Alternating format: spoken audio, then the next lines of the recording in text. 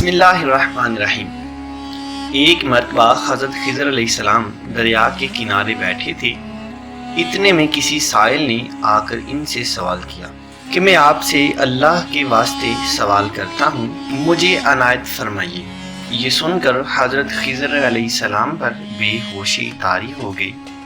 جب کچھ ہوش ہوا تو فرمانے لگے، بھائی میں تو صرف اپنی جان اور مال کا مالک ہوں، تم نے مجھ سے اللہ کے واسطے سوال کیا ہے، لہٰذا میں اپنی جان اور ذات تمہارے حوالے کرتا ہوں، تم جس طرح چاہو اس کو استعمال میں لاؤ، بازار میں فروخت کر کے اس کی قیمت سے فائدہ اٹھاؤ۔ چنانچہ سائل ان کو بازار لے گیا اور ایک شخص صحمہ بن ارقم کے ہاتھ ان کو فروخت کر دیا۔ یہ خریدار ان کو اپنے گھر لے گیا جس کی پشت پر اس کا ایک باغ تھا۔ چنانچہ صحمہ نے حضرت خضر علیہ السلام کو ایک کدال دے کر کہا کہ اس سامنے والے پہاڑ سے مٹی کاٹ کاٹ کر باغ میں ڈالتے رہیں، اور یہ حکم دے کر صحمہ اپنی کسی ضرورت سے کہیں چلا گیا اور حضرت خضر علیہ السلام اس پہاڑ سے مٹی کاٹ کاٹ کر باغ میں ڈالنے لگے۔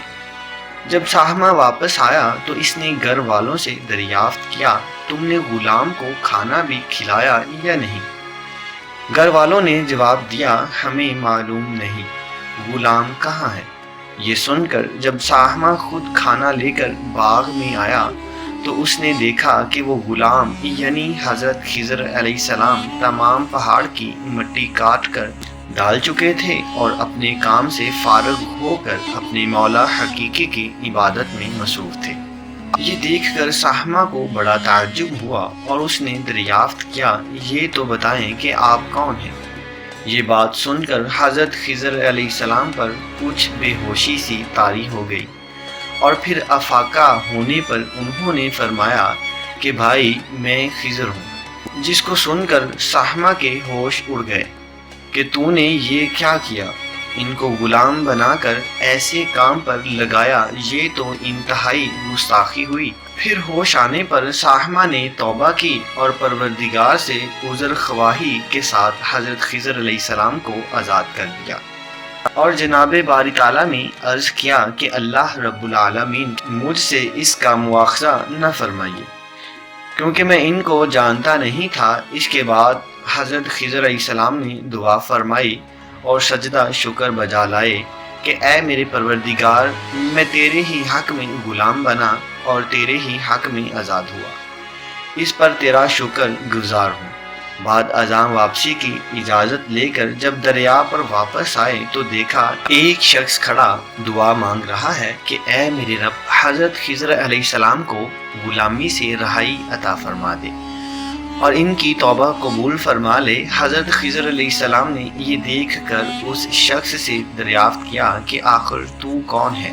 تو اس شخص نے بتایا کہ میں تو شازون ہوں، آپ کون ہیں؟ انہوں نے فرمایا کہ میں خضر ہوں۔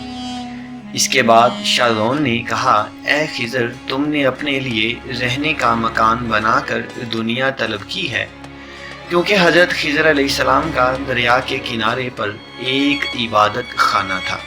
بس یہ سن کر وہ فوراً میدان میں نکل آئے اور وہیں اللہ کی عبادت میں مصروف ہو گئے۔ اس کے بعد حضرت خضر علیہ السلام نے اسی جگہ ایک درخت لگایا اور اس کے سایہ میں عبادت شروع کی تو آواز آئی، اے خضر، جب تم نے درخت کے سایہ میں سجدہ کیا تو تم نے دنیا کو آخرت پر ترجیح دی۔ مجھے اپنی عزت اور جلال کی قسم ہے، مجھے دنیا کی محبت میں رضامندی نہیں ہے۔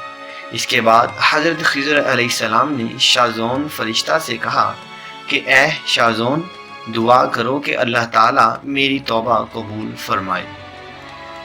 چنانچہ شازون نے دعا کی اور اللہ تعالیٰ نے شازون کی برکت سے حضرت خضر علیہ السلام کی توبہ قبول فرمائی۔ اس حقائق سے سبق حاصل ہوتا ہے کہ خدا کے برگزیدہ بندے اسی حالت میں راضی رہتے ہیں جو اللہ کو منظور ہو۔ بے شک ہماری فلاح بھی اسی میں ہے کہ اللہ تعالیٰ کی چاہت کو سامنے رکھ کر زندگی گزاریں۔ دعا ہے کہ اللہ تعالیٰ ہمیں اس واقعہ سے سبق حاصل کر کے نیک بننے کی توفیق عطا فرمائے۔ آمین یا رب العالمین۔